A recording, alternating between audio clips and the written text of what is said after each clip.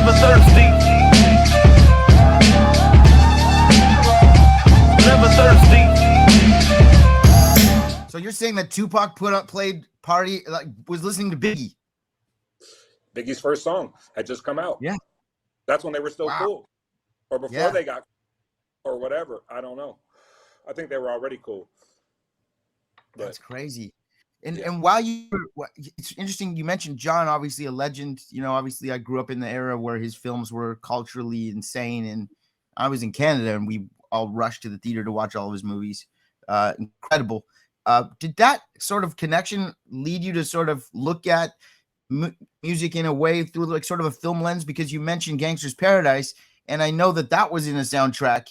Like, is that sort of, was your brain sort of working in a different way than other people's to sort of make these type of moves? Or, well, I just owe it to John, really. Like, I mean, kind of what happened was I was a hip hop guy. Like, I was ahead. Like, I was like in the mix. You know what I mean? Like, you know, like I was up on everything because there wasn't that much at that time. You could know every record that was out and even know everybody's demos that were popping more or less in your city for sure. So I was just like plugged in, you know what I mean? And it was like, I'm a white guy from Crenshaw. So like, you know, I was comfortable being in all black environments and stuff, or any environments, you know, and that just really played into my favor. You know what I mean? People always remembered me. Oh, that's that white guy. You know what I mean? Like I stood out, you know what I mean? When I was in urban environments and stuff too. So, you know, my thing was starting to pop, you know what I mean? And I met John. I was just a hip hop guy.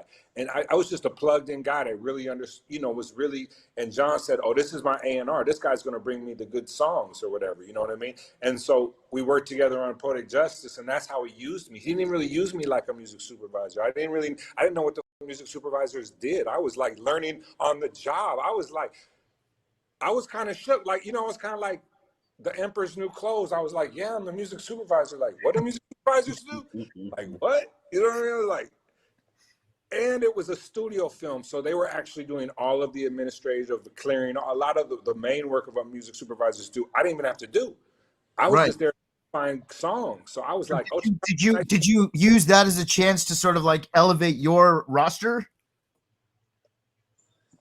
Well, I mean, at that time, I was managing Farside, and John. That's one of the reasons. Like, I mean, it's just like every name you drop is just like that. John hired me is because when he met me, I was doing promotions and marketing for Ice Cube, and I was managing Farside. So like those are two pretty big like co-signers, right? Where, you know, Farside was new, but he liked him. You know what I mean? Everybody liked him. I was also managing this unsigned artist named Coolio, and he liked him. In fact, John liked Coolio so much. In Poetic Justice, Tupac's talking about his cousin's music that plays, and it's Coolio's demos. A couple like twice. That's a fun fact. Yeah.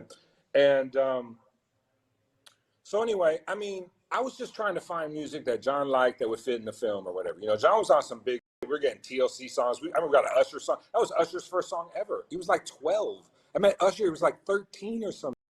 It was like, we went over to, L.A. Reid's place, and he was like, a hotel wherever you're at, and this is Usher. We met Usher, you know. So, you know, John's getting TLC songs, Usher songs. John sets up a meeting between me, him, Suge, Dre, you know what I mean, about getting a Snoop song or whatever, you know. And how did that go? How did that meeting go? Great.